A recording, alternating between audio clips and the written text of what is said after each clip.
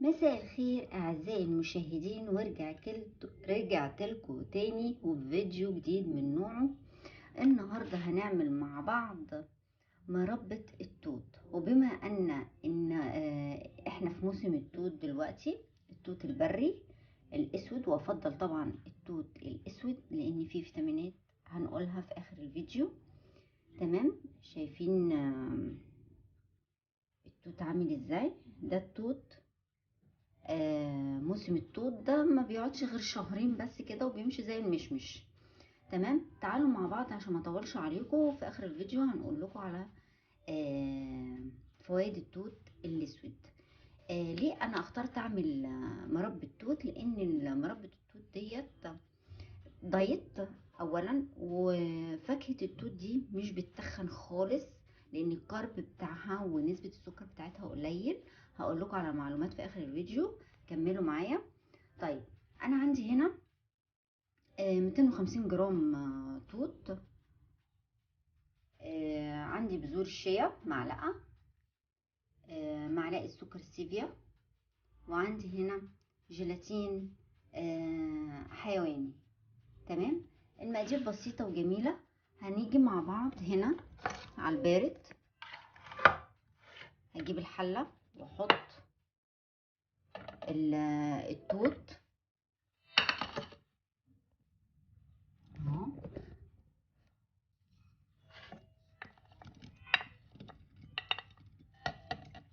بالعيدان بتاعته يا جماعه. ايوه، بالعيدان بتاعته. انا شفت شركه مشهوره جدا بتعمل مربى التوت. الكميه اللي انتوا شايفينها دي بيبيعوها ب 100 جنيه او ب 85 جنيه، وبيعملوها بالعيدان بتاعتها. اللي حابب يشيلها اوكي، مفيش مشكله. تمام، انا ما بحبش اشيلها بصراحه، بستفاد منها لان بيبقى فيها فيتامينات زي الكيوي. انا احب اكل الكيوي بقشرتها. تمام، كلنا عارفين كل قشره فاكهه ليها فوائد. دي اراء شخصيه. طيب، زي ما حطينا هنا 250 جرام توت. هحط السكر. بصوا بقى، السكر والجيلاتين هيكونوا في الاخر، مش في الاخر قوي يعني. الجيلاتين ممكن اضيفه اوكي، بس انا هسيبه في الاخر. وبذور الشيا، كل ده عشان استفاد من الفيتامينات بتاعته. السكر هحطه دلوقتي. كل ده يا جماعه على البارد. انا بقول لكم دي يعني سهل جدا، مربى سهله ودايت. تاخدي منها معلقه على زبادي في الفطار او في العشاء.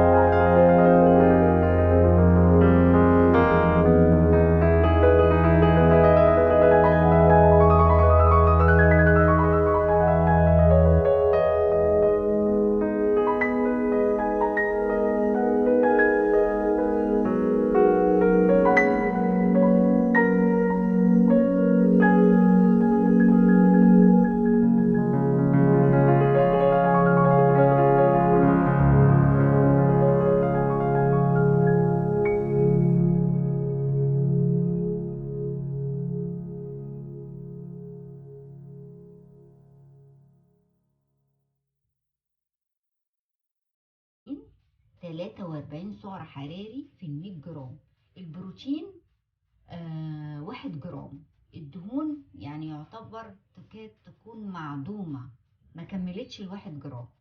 الكربوهيدرات 9، الألياف 5، السكر 4، الكالسيوم 29، ده غير الحديد والمغنيسيوم والفوسفور والبوتاسيوم، وفيتامين سي 21 مللي جرام، وفيتامين بي 3 وفيتامين كاف وفيتامين ه. كل دي موجودة في التوت الاسود. زي ما حضراتكم هنا شايفين، ادي المية نزلت منها، انا ما ضفتش اي مية، انا كل اللي عليا بضيف السكر حاليا دلوقتي، تمام، واغطيها على نار هاديه. شايفين الميه بتنزل، واسيبها ما استعجلش عليها، وريحتها ابتدت تطلع. زي ما حضراتكم هنا شايفين، ادي اهو التوت. انا ساعدته برضو، عملت ايه هقول لكم. جبت الهراسه دي وابتديت اعمل كده، بساعد برضو ان تطلع الميه بتاعتها. طيب بعد ما كله داب اعمل ايه؟ هضيف بقى ايه معايا، ايه هقول لكم انا.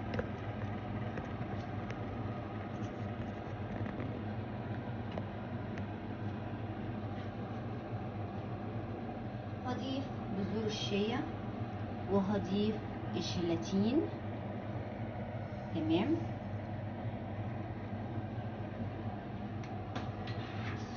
واستمر في التقليب طبعا لغايه اما يربط معانا الجيلاتين. وقلنا الجيلاتين ده مهم برضو للعظام، وبذور الشيا للتخسيس وللعظام.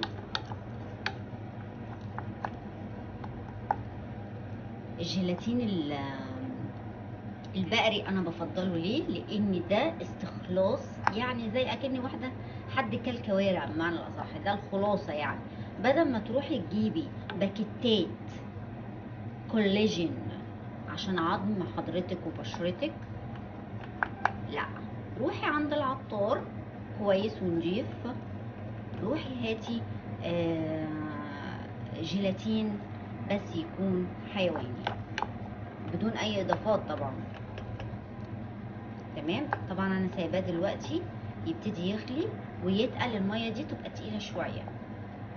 وهضيف كمان معايا الفانيليا اهو، واستمر برضو في التقليب. بصوا حضراتكم هنا ابتدى يغلي، تمام.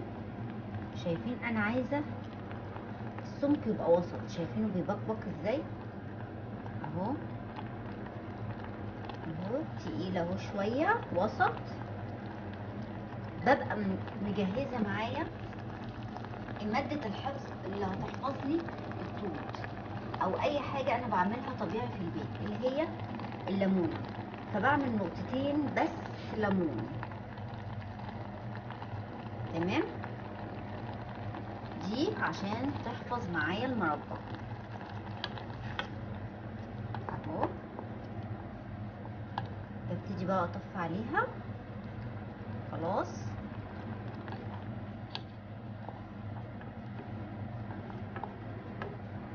بصوا حضراتكم هنا انا خلاص رفعتها من على النار. انا عايزه السمك التقل ده اهو، هسيبها تهدى، وكل ما بتبرد هتمسك زي الجيلي كده.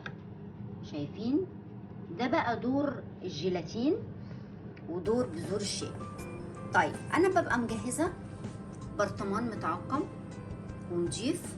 ده كان مكان مربى طبعا، المربى دي كنت بجيبها بالغالي، تمام. عشان كده لازم موسم التوت جه لازم نجهز ونخزن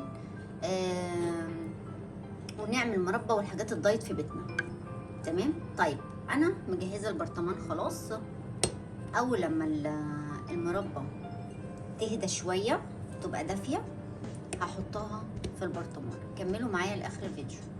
هبتدي بقى زي ما شفتوا هي دفيت شويه، ادي القوام بتاعها اللي انا عايزاه.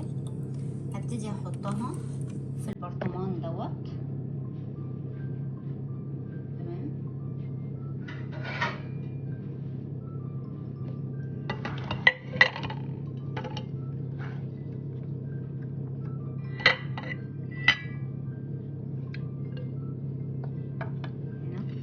طيب انا هحطها في البرطمان هنا وهرجع لكم تاني. شايفين بعد ما عبيتها خلاص وحطيتها في البرطمان، شايفين القوام عامل ازاي اهو. انا خلي بالكم انا شلت هنا البلاستر عشان عايزاكم تشوفوا شكلها اهو. هدوقها معاكم. روعه بدون تأنيب ضمير، ممكن تاكلي منها عادي اهو.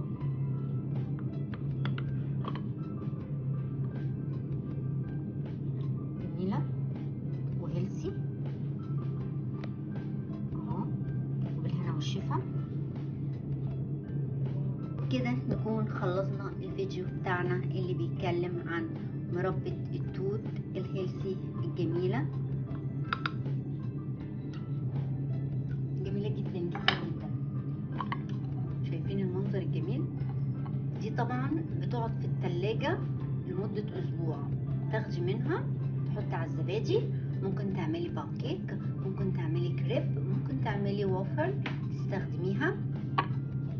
جميلة جدا. انا بقى بحب اعمل كنوها، انا بحب اعمل حاجة ليا انا بزود بيها القيمة الغذائية. بعمل ايه؟ ثواني كده وهرجع لكم تاني. بصوا بقى انا بعمل ايه. بجيب المربى طبعا اللي انا عملتها وابقى مجهزة مكسرات. احنا قلنا عايزين قيمة غذائية عالية بس تكون دايت وصحية لجسمنا. تمام. زي ما شايفين اهو لوز، عندك عين جمل اوكي شغال، لكن مكسرات تاني ما انصحكيش لان بيبقى فيها كارب عالي. تمام. بقى حاطه هنا بقى، بحط هنا جواها، يعني عايزه تفرميها فرميها، بس انا بحب احس بالمكسرات كده وهي بتقرمش كده في البق او في الزبادي. تفهميني؟ وصلكم المعلومه اهو. هحطها كده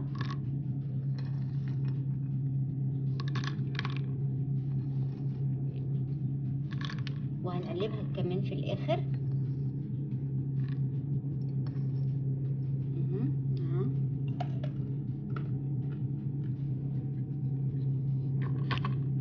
كل ده بيتقلب. هقلبها وارجع لكم تاني اهو.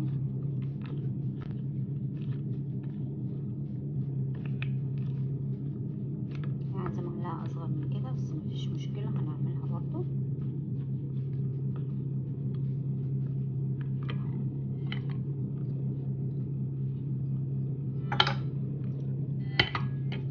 شايفين بقى التوت بالمكسرات؟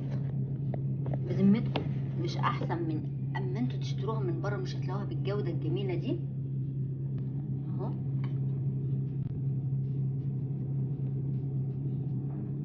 شايفين الجمال؟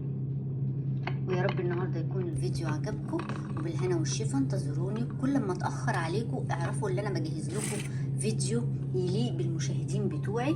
يلا ما ننساش لايك سبسكرايب شير والاشتراك في قناه نهى ناجي كل ما يخص المرأة. باي باي.